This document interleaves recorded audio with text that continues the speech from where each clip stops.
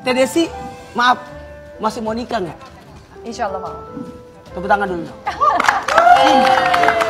Ya. Kita ada cerita ya? Ya. Kita ada cerita. Kita ada cerita ya? Ya. Ada pengalaman Teh Desi kan? Gak usah dibahas. Ya, ya. Sudah Mi, jangan dibahas. Ya, jangan dibahas. Kita bahas Mi sekarang dulu. Iya. Yang namanya takdir, menikah itu bagian daripada takdir. Kita akan menjalani takdir. Kalau memang Allah menghendaki takdir itu tidak menikah, tidak.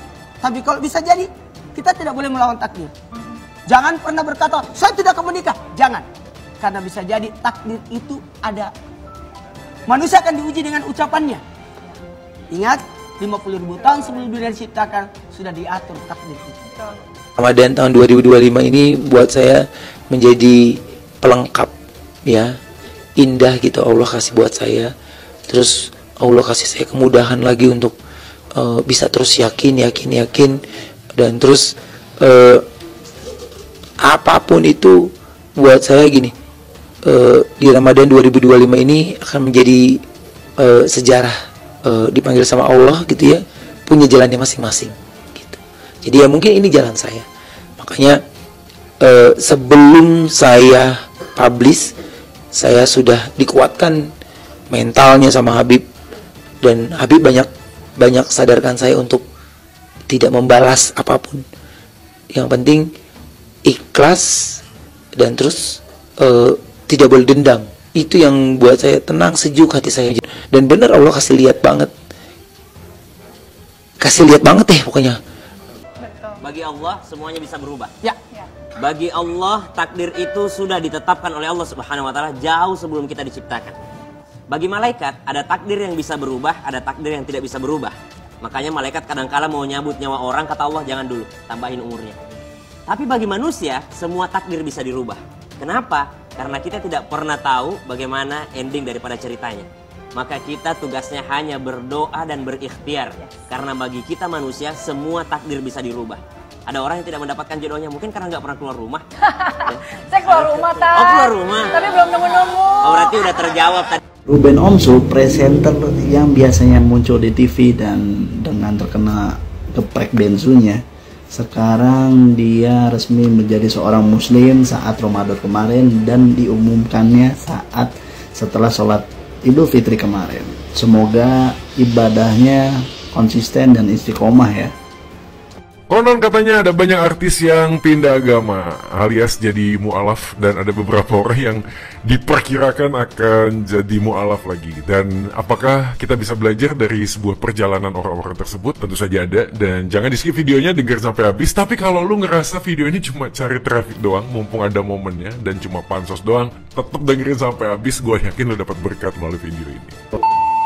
Ngomong tentang orang yang pindah agama, sebenarnya ada 3 hal yang gue mau bagiin dengan cepat saja. Yang pertama adalah agama itu terkait dengan tradisi. Ya, beberapa orang menganut sebuah agama tertentu karena memang dilahirkan dalam agama A, B, C, D, dan berikutnya. Orang-orang tersebut kemudian bertumbuh dengan sebuah atmosfer budaya tradisi yang tanpa sadar itu diyakini tanpa memahami apa yang dia yakini. Lalu kemudian ada yang kedua, yaitu tentang eksistensialis. Nah, pertanyaan eksistensialis ini terkait dengan apa yang kita yakini di dalam 3 aspek, yaitu kejahatan, penderitaan, dan kematian. Pada waktu seseorang memilih sebuah agama tertentu terkait dengan apa yang dia alami, penderitaan, tekanan hidup, pergumulan mungkin, yang kemudian mencari coba relevansinya dengan apa yang dia yakini. Padahal pada waktu dia hidup dalam sebuah tradisi agama tertentu, apa yang dia yakini sebagai sebuah kebenaran rasanya nggak relevan ketika dia menghadapi banyak masalah, hutang, penderitaan, perceraian, atau sakit penyakit. Pertanyaan yang kedua adalah tentang kejahatan. Beberapa orang merasa dirinya kok selalu melakukan perbuatan yang jahat, padahal dia pengen jadi orang yang baik, tapi dia nggak bisa, dia nggak mampu, dia tahu itu jahat, tapi dia nggak bisa melakukan yang baik. Lalu kemudian dia mulai bertanya tentang apa yang dia yakini sebagai sebuah kebenaran. Apakah kebenaran yang dia yakini sebagai sebuah kebenaran itu bisa membuat dia itu lepas dari sebuah kecanduan tertentu atau sebuah kejahatan, perbuatan jahat tertentu kepada orang lain atau kepada dirinya sendiri. Aspek yang ketiga adalah tentang kematian. Bagi beberapa orang kemudian agama yang diyakini harus memberikan jawaban tentang bagaimana kehidupan setelah kematian. Terlepas dari orang-orang tertentu ya, yang hari ini memilih menjadi orang ateis, agnostik, skeptik. Tapi pertanyaan menjadi sangat relevan karena semua manusia pada akhirnya akan menemui sebuah ajal dan akan meninggalkan dunia ini. Lalu agama-agama tersebut diyakini menjadi sebuah jawaban tentang bagaimana seseorang bisa kemudian mendapatkan kehidupan setelah kematian kelak, atau mungkin kalau memang tidak ada kehidupan setelah kematian kelak, apakah betul ada sebuah dasar untuk meyakini bahwa manusia itu jadi debu aja dan selesai.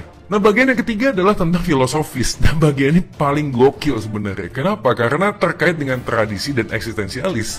Filosofis itu menjawab tentang pertanyaan mengapa saya yakini apa yang saya yakini sebagai sebuah kebenaran. Mengapa? Bukan apa dan bagaimana, tapi mengapa saya meyakininya. Agama itu sesuatu bagian yang terlibat dalam aspek metafisis, artinya dan melampaui kehidupan manusia. Maka diyakinilah bahwa Allah itu menyatakan dirinya kepada manusia sehingga ciptaan bisa mengerti sang pencipta. Inilah yang kemudian kita sebut dengan wahyu atau revelation. Nah, terkait dengan wahyu, kita menyadari bahwa wahyu itu diturunkan dalam sebuah tempat yang bukan kosong. Jadi ada zaman, ada budaya, ada tanggal, ada tahun yang bisa diverifikasi, brother. Jadi waktu kita mencoba untuk memahami tentang sebuah kebenaran, ya paling pertama adalah secara filosofis kita harus memahami dulu apakah wahyu yang diturunkan itu bisa dipercaya sebagai sebuah kebenaran. Di dalam kekristenan kita menemukan sebuah jawaban bahwa Allah itu menyatakan dirinya, mewahyukan dirinya bukan dalam bentuk kitab, bukan dalam bentuk yang lain, tapi dalam bentuk pribadinya sendiri. Makanya Alkitab mengajarkan kepada kita bahwa firman itu telah menjadi manusia. Dan ini adalah sebuah keunikan yang perlu kita cermati bersama-sama. Kenapa? Karena pada waktu Tuhan sendiri mewahyukan dirinya di dalam diri manusia, maka kita bisa memverifikasi dirinya di dalam sebuah kehidupan sejarah. Maka waktu Yesus datang ke dalam dunia ini yang kita percaya sebagai Tuhan yang menjadi manusia, itu ada beberapa aspek yang secara pewahyuan itu bisa diverifikasi. Salah satunya adalah Yesus bangkit dan kubur itu kosong. Kematian dan kebangkitan Yesus itu menjadi fondasi dasar tentang apa yang kita yakini sebagai sebuah kebenaran. Pada waktu Tuhan itu menjadi manusia dan dia mati menebus dosa kita dan bangkit naik ke surga, di dalam dia ada sebuah kepastian atau pengharapan. Tuhan Yesus nggak pernah ngajarin kita untuk menganut agama tertentu, brother. Nggak pernah. Yesus mengajarkan, terimalah dia sebagai roti hidup, air hidup. Maka pada waktu Injil Yohanes itu mengatakan tentang Yesus, mengatakan jangan gelisah hatimu, aku akan pergi ke tempat dan menyediakan tempat bagimu. Maka ada yang bertanya, kemanakah engkau pergi? Nah, Yesus mengatakan bahwa aku menyiapkan tempat bagi engkau.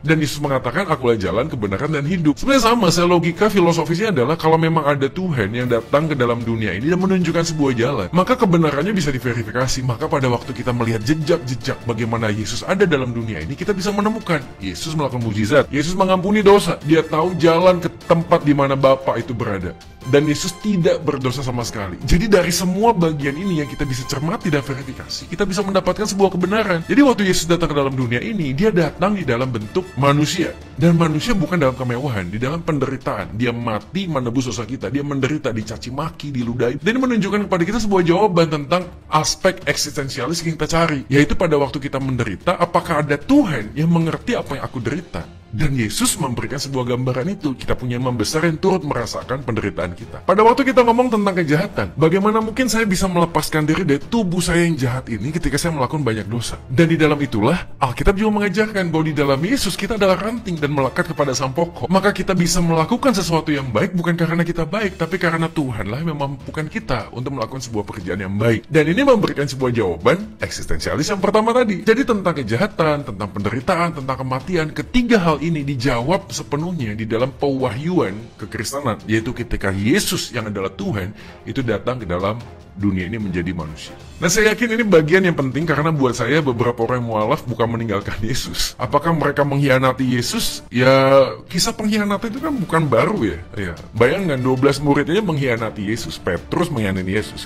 Yudas mengkhianati Yesus. Tapi masalahnya adalah pribadi Yesusnya benar, tapi cara pandangnya salah. Nah, menariknya sekarang ini adalah Yesusnya aja salah. Dan bagaimana mungkin kita mengharapkan cara pandang yang benar terhadap Yesus itu? Jadi buat saya, terlepas dari agama A atau B, saya yakin bahwa orang yang berpindah agama adalah sebuah gambaran eksistensialis manusia yang mencari sebuah jawaban terhadap apa yang dia alami saat ini. Dan buat kita yang sudah percaya kepada Kristus Tuhan kita mengucap syukur karena kita punya keunikan. Saya bukan ngomong kita lebih bisa, lebih pintar, lebih bagus, lebih baik di agama yang lain, enggak. Tetapi bagian ini memberikan sebuah kita gambaran bahwa di dalam Kristus kita menemukan arti hidup bukan dalam agama. Karena agama adalah usaha kita mencari Tuhan. Tapi Kristus adalah Tuhan yang mencari manusia. It's two different things yang sangat berbeda sekali. Dan hari ini kita mengucap syukur karena kita punya Yesus yang selalu akan menolong kita dan bersama dengan kita untuk menjalani kehidupan dalam dunia ini. Tetap semangat guys. Soli Deo Gloria, Tuhan Yesus memberkati. Saya Joe Manik, saya pamit. Bye-bye.